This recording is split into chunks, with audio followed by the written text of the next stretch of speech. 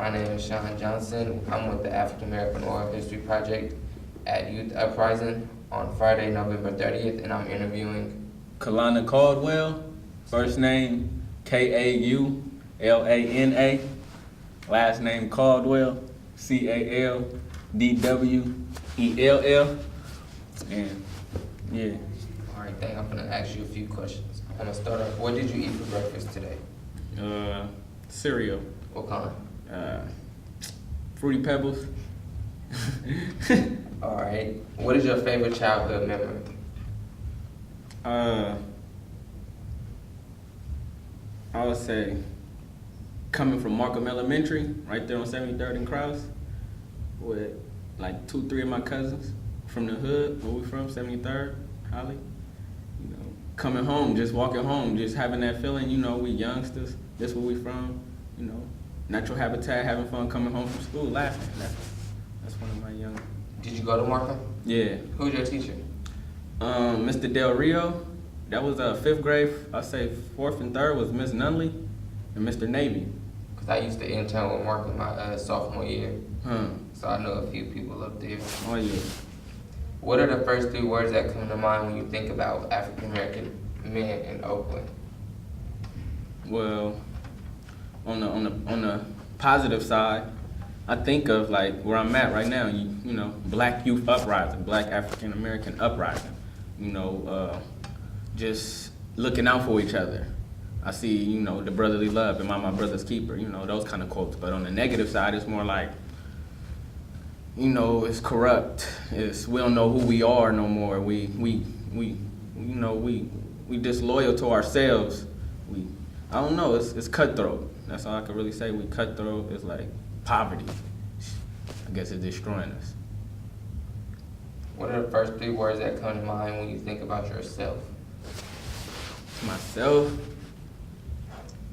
Well, you know, I take a lot of time to sit down and just vent. You know, self-reflection is the main thing that we need to do right now. So, I mean, I figure myself as like a humble Oakland inner city kid that, you know, use his talents to better people around me. You know, people around me, I try to be uplifting spirits. Those people around me that, you know, walk around all drowsy, head down. When they walk past me, I like to, you know, brush them off. You know, have them looking head up to the sky, shine. You know, brush the boots off. Let me lace them. But, you know, I'm a talented kind of young fella out here trying to, you know, help others learn economics, create my own business sooner or later. What talents do you have? Well, it started off from like 6th grade, drawing, being in class, getting my work done, you know, before people, the other classmates, and I would have to do something to, you know, keep me, you know, in the class, but not a class clown, because, you know, I had energy, so it was like I was bouncing around. So to do that, I drew a lot of pictures, graffiti. It probably escalated by like 7th grade to a bad thing, but it was a good thing to me, you know, to express myself through art. That's what it was. Then it went to dancing. You know, I used to dance for Super Sick with it. Yeah, old school Super Sick with it. Yeah, you know what I'm saying? We need to reunite, but yeah, Super Sick with it was. You said something about creating your own business. Yeah. What? Expand on that. Well, I would say it started in like 6th grade. You know, it's like that's when life hit me. Reality slapped me right there. Like, get real. So I mean, yeah, I wanted to do something that was like in my hood. Well, I would say back when I thought of it, it was like do something in your hood that can help everybody that will live in the hood win. And what it was to create, you know, a urban built business, you know, and try to help others learn like economics, the way to build things. So yeah. That's good. If you could change one thing about your school, what would it be? Ooh.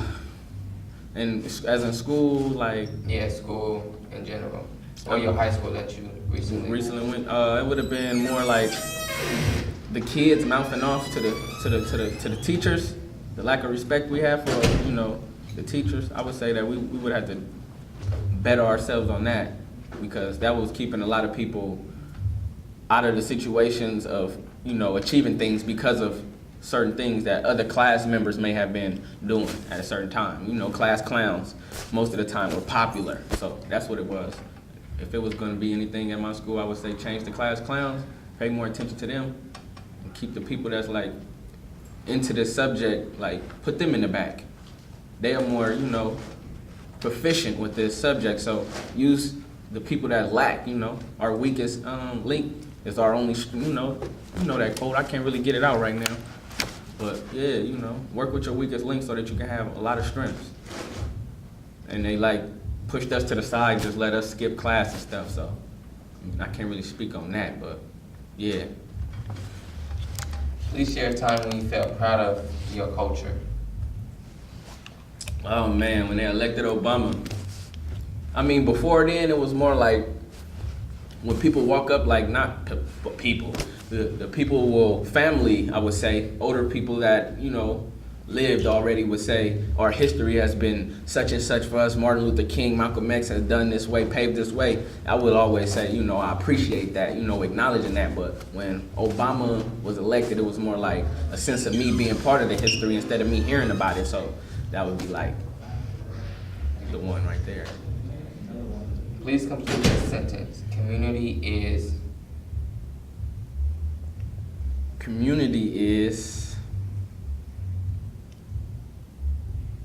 the only way we will be able to work together and create a unity, I should say. It's the only place we can get together and huddle up about our own problems and solve them. What is it like being a young African-American man in Oakland? I think I speak for a bunch of us when I say it's more like a struggle, a never-ending dream. Some people think they, living out their dreams. Some people say it's a nightmare. I mean, oh man, it's a whole lot, you know what I'm saying? From being good guy to being bad guy to being clocking out of the bad guy but can't because of the, that's being your community. Do you plan on going to college? Why not? Yes, I do actually.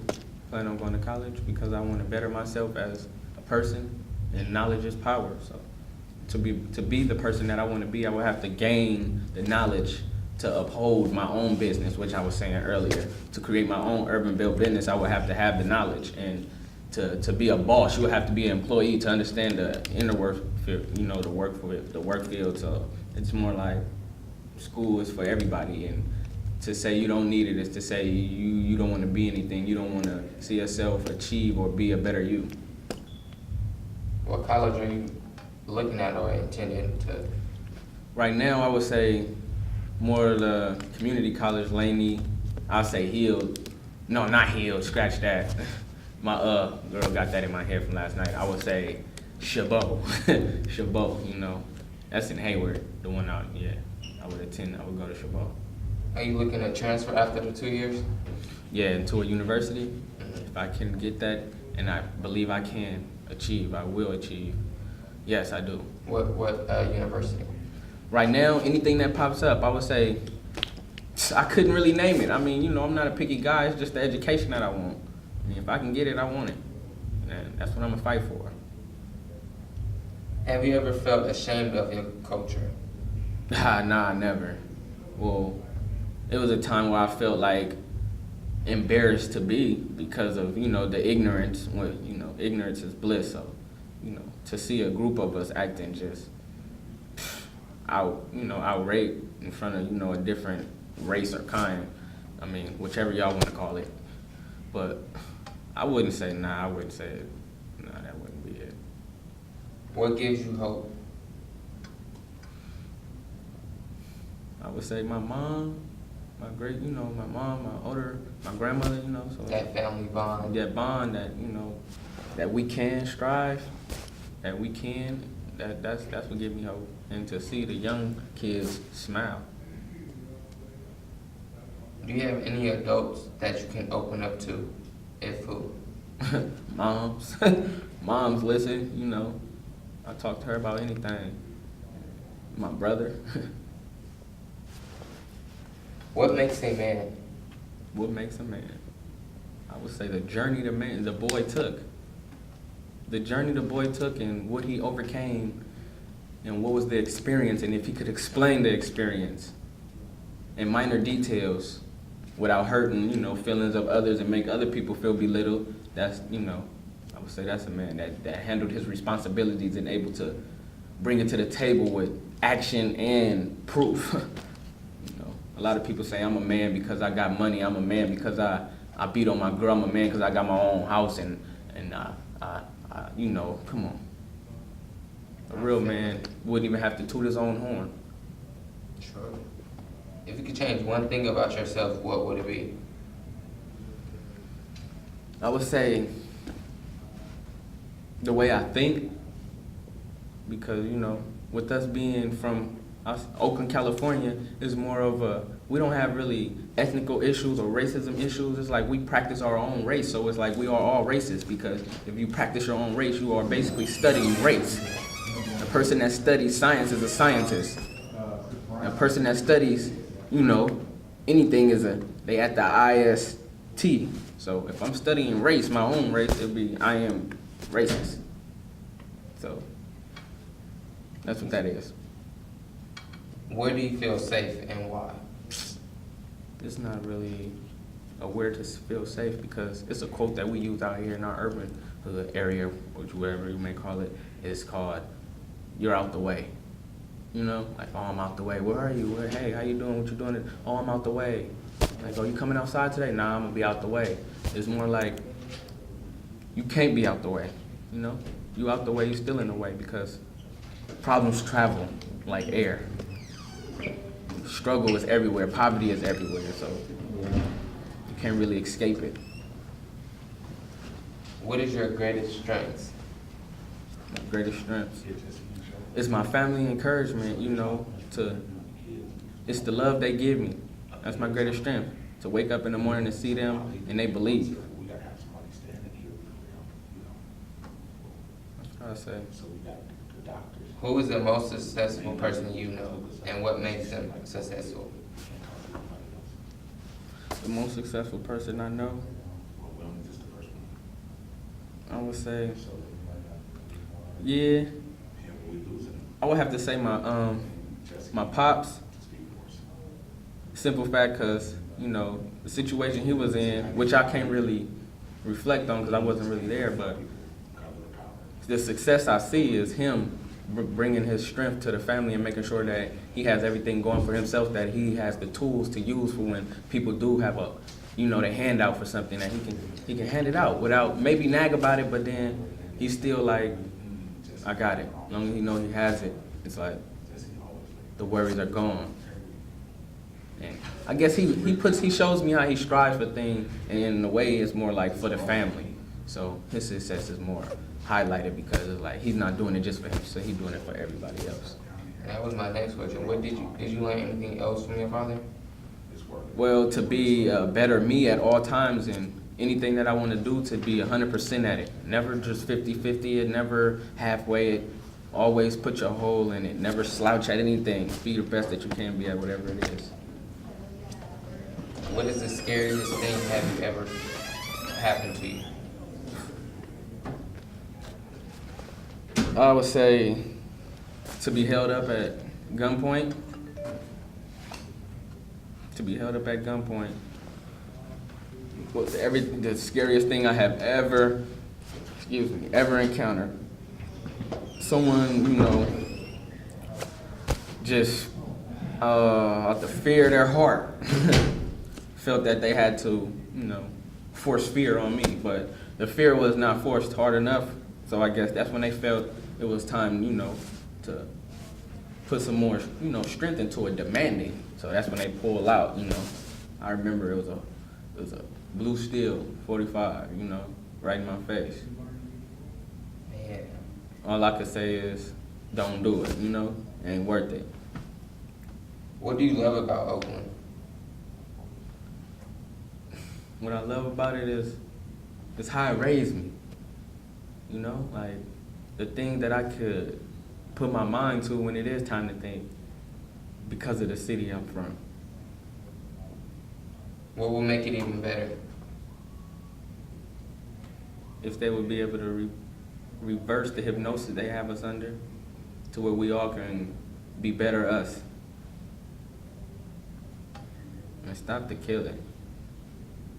That's what I'm trying to hit. Just stop the killing. Last two questions. What do people need to know about African American men in Oakland?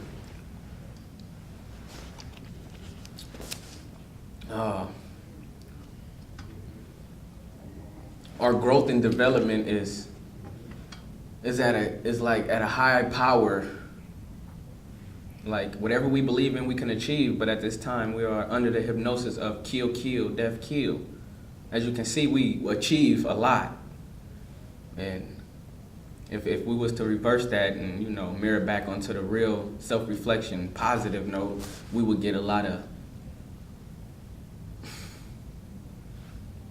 oh man. Could you say the question one more time? Sure. What do people need to know about African American men in Oakland? In Oakland, let me sum this up. We are not young, dumb, hyphy, retarded, stupid, ignorant, ride the yellow bus. I mean, it's funny to say because, hey, words are cool. And when you put words together, a lot of people are, you know, open-eared. So that's what we do. We actually fashionable with words, you know, and that's what that created. But what y'all need to know is we are all actually simple. We just like you. We put our pants on one leg at a time, you know, milk and cereal, you know, sometimes ice. But it's more of just, we just want out. It's like what they put us in. When we want out, we want out. And for us to be in the position we in, the way we gotta survive is how we gotta survive. It's either me or you. And I hate to say it, it had to be you. And that's how we live. And this is a kill situation. Live or die, you know. And right now it's a die hard. Everybody want to be Bravehearts. Everybody want to be the guy. Everybody wants to be the woman. Everybody wants to be seen, you know, the top guy, the word of the town, the talk of the town. That sounds better. But yeah, that's what it is. If you want to know anything, it's more like we do have a chance. We can't really see it because of the smoke, you know, the gun smoke and all the other things that's covering us, you know, and obstacles that's in front of us that is hard to overcome because of the situation we're going through. But I mean, the fake perish and the meek inherit the earth. Last question. What advice would you give other African American youth? You do have a chance. You can do it. You can. It ain't I ain't and I can't. Remember that. There's always you can. It might be hard because everything in life is not easy, especially if you really want it and it's really worth it and you really deserve it. It's like you got to put in strength. You got to have the ability to show your powers, you know? You can't just be walking around here and think you're going to earn respect and have money. You have to show your strengths. You have to, you know, just be like, just think like from another person's perspective, meaning think what another person would think about you. Or think what another person will feel, and then you will be able to see how it is. All right, thank you for your time.